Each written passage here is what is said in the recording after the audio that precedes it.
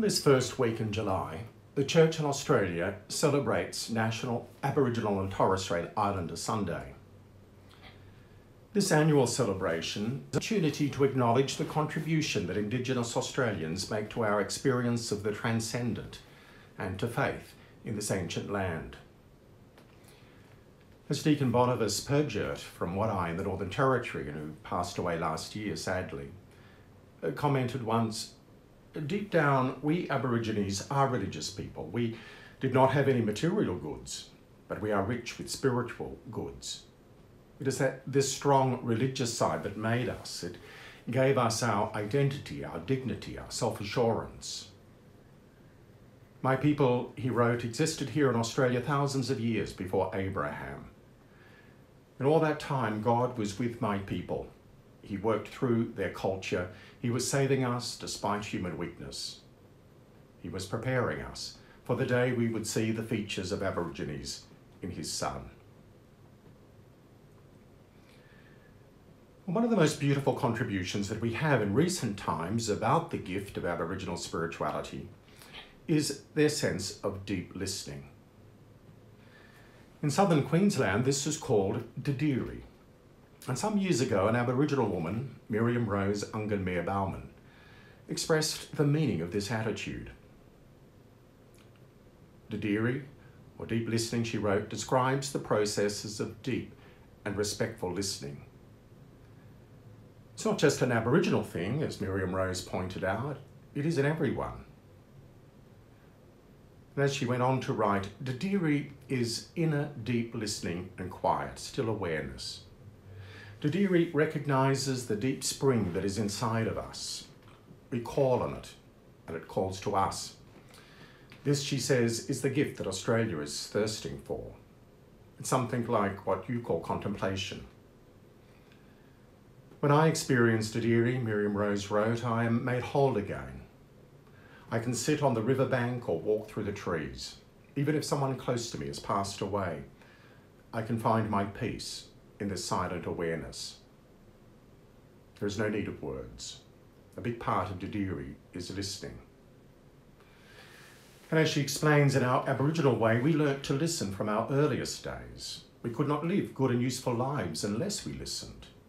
This was the normal way for us to learn, not by asking questions. We learned by watching and listening, waiting, and then acting.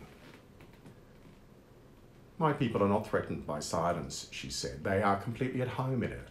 They have lived for thousands of years with nature's quietness.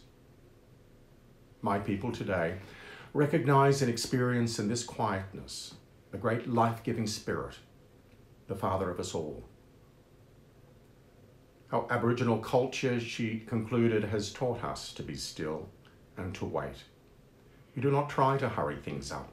We let them follow their natural course, like the seasons."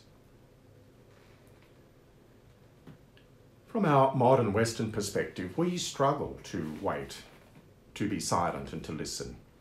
We are always on the move, relentless, and we tend to drown out the silence that envelops us with 1,001 distractions and relentless noise.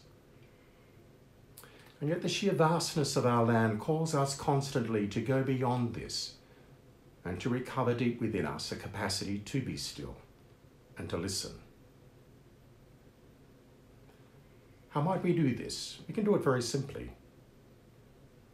As someone once wrote, reserve a space regularly for about 5 minutes in the morning or evening. Go outside if you can. Simply sit and look at and listen to the earth and environment that surrounds you. Focus on something specific, such as a bird, a blade of grass, a clump of soil, cracked earth, a flower, bush or leaf, a cloud in the sky or a body of water, whatever you can see. You can also let something find you, be it a leaf, the sound of a bird, the feel of the breeze, the light on a tree trunk. There's no need to try, just wait a while.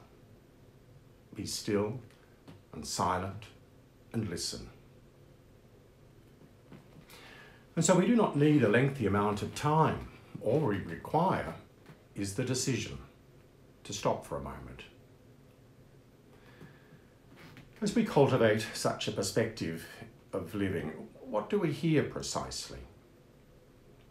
The Australian artist Michael Lunig observed, this particular quietness might well include some ordinary natural noises, the small talk of birds perhaps, the sound of a spade digging in the garden of the house next door, or the sweeping of a broom on an unknown path. And it would be a very old quietness too, one into which many people and many creatures had come and gone for many, many years.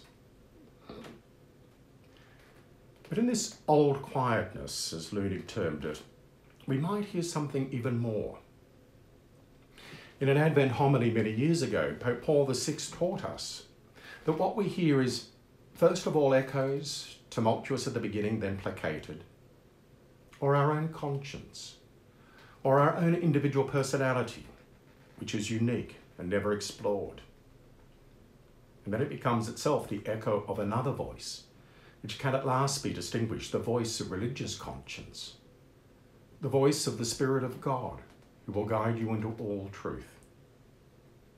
We know, he wrote, that spiritual listening allows us, if God grants us, the grace to hear his voice, the voice of his which is immediately distinguished by the sweetness and strength and the word of God, the God whom we then, as if by an instinctive impulse, begin to call within us with eagerness to know and understand, with anguish and with confidence, with unusual emotion, with invading goodness, the God Word, who has become our interior master.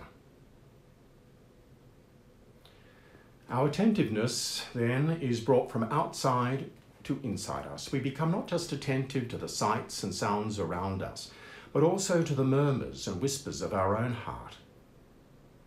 We become attentive to our own feelings, our own conflicts, our own ambiguity, our own deepest desires.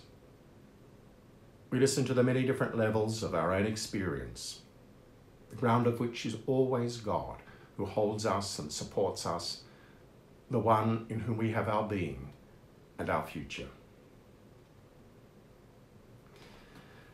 Yes, if we were to stop for this moment, then we might find the rest for our souls, for which we so deeply long. Hopefully, the situation of the pandemic over these last months has taught us this, the value of stopping and listening. The challenge will be not to let this opportunity become suffocated as once again the demands of our life begin to encroach upon us. Let us take forward what we have learnt so that our lives become enriched by living in a much more centered way.